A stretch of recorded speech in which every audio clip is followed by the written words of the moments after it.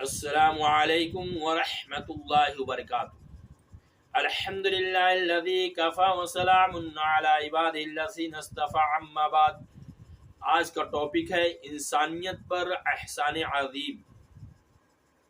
اللہ سبحانہ وتعالی نے سورہ آل عمران آیت نمبر 164 میں ارشاد فرماتے ہیں، لقد من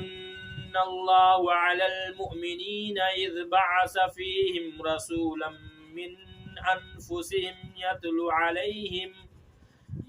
عليهم آياته ويزكيهم ويعلمهم الكتاب والحكمة وإن كانوا من قبل لفي ضلال مبين۔ بے شک مومنوں پر اللہ کا بڑا احسان ہے کہ اس نے انہی میں سے ایک رسول ان میں بھیجا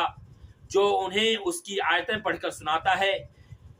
اور ان کا تزکیہ کرتا ہے، نیز انہیں کتاب و حکمت سکھاتا ہے۔ یقیناً یہ سب اس سے پہلے کھلی گمراہی میں تھے۔ یعنی آپ صلی اللہ علیہ وسلم کی بعثت کے وقت انسانیت گمراہ تھی اور جہالت کی انتہائی تاریک گھاٹیوں میں بھٹک رہی تھی، جیسا کہ اس آیت کریمہ میں اللہ تعالیٰ نے فرمایا ہے کہ یقیناً یہ سب اس سے پہلے کھلی گمراہی میں تھے،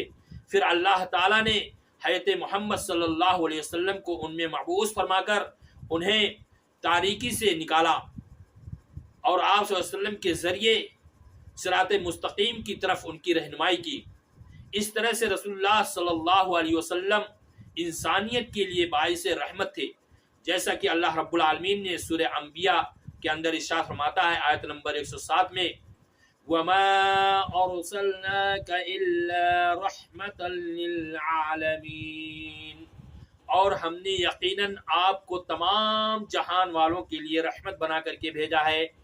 یعنی اس آیت کریمہ سے معلوم ہوا کہ اللہ رب العالمین نے پوری کائنات کے لیے آپ صلی اللہ علیہ وسلم کو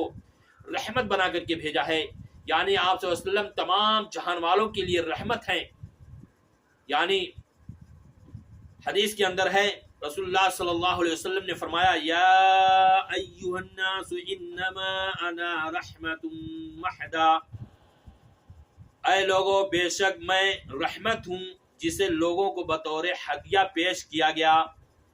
یعنی اس حدیث سے معلوم ہوا کہ اللہ کے رسول صلی اللہ علیہ وسلم کہتے ہیں کہ اے لوگوں بے شک میں رحمت ہوں جو تمام لوگوں کے لیے